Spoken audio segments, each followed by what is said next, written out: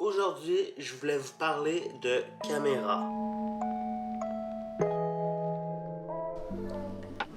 Aujourd'hui, je voulais vous donner mon avis sur la fameuse Sony ZV-1.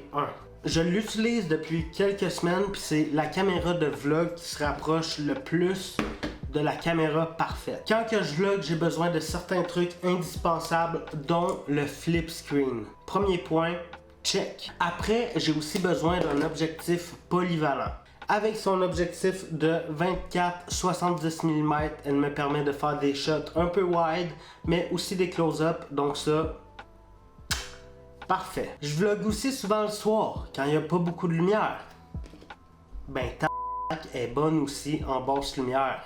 Je vous mets des shots pendant que je vous parle que j'ai fait le soir et je la trouve ultra impressionnante malgré qu'elle a un très petit capteur, elle a une très bonne ouverture et ça c'est très apprécié pour un vlogueur comme moi. L'autofocus, c'est le meilleur fucking autofocus que j'ai vu sur une caméra. Pour moi qui viens du GH5 qui n'a pas un autofocus ultra performant, c'est le meilleur autofocus que j'ai eu la chance d'utiliser. Bon, on va arrêter de sucer Sony 2 secondes parce que malgré qu'elle se rapproche beaucoup de la perfection, elle a des défauts qui peuvent être un deal breaker pour certaines personnes. Premier défaut, malgré que la stabilisation est ultra bonne, il y a un gros crop. Un crop, c'est un genre de zoom en langage simple. C'est un gros crop qui fait que t'es plus si wide que ça si tu veux vlogger. Moi, je me mets en mode standard puis ça fait la job. J'ai entendu dire qu'il y a certaines personnes qui la trouvent pas assez wide à 24 mm. Je suis pas tant d'accord là-dessus avec la stabilisation, avec le moins de crop possible. Ça fait parfaitement la job selon moi. Mais si tu trouves ça pas assez wide, tu peux acheter des adaptateurs pour la rendre encore plus wide. J'utilise pas vraiment ça personnellement. Je peux pas vous en parler plus. Le deuxième défaut qui est selon moi le plus important et le plus grave, la batterie. C'est des très petites batteries qu'il y a dans la Sony ZV-1. Très petite batterie veut dire mauvaise autonomie. Pour un vlog, j'ai à peu près besoin de 2 à 3 batteries et ça gosse. Mais en même temps, je suis pas ingénieur, c'est une petite caméra. Je sais pas si ça serait possible de faire une meilleure autonomie dans un si petit truc. À voir. Je suis pas un professionnel, je fabrique pas des caméras dans la vie moi.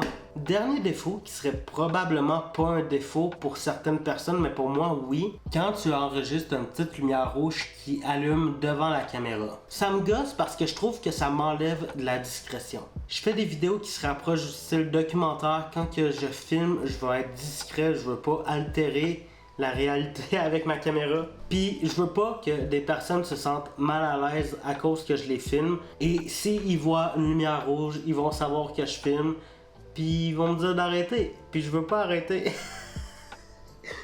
Malgré ces défauts-là, ça reste que si, selon moi, tu veux faire du vlog, tu veux commencer à faire des vidéos sur internet, la Sony ZV-1, c'est la caméra qu'il te faut. Puis là, je vais parler aux gars du Temps Mort Podcast. Je sais que eux, ils utilisent ce genre de caméra-là dans leur setup. Et ça serait peut-être bon pour eux d'envisager acheter des Sony ZV-1. Ils pourraient les utiliser en studio sur leur mélangeur de caméras. Puis aussi les utiliser comme caméra de vlog s'ils veulent faire des vlogs. Bref, Temps Mort Podcast.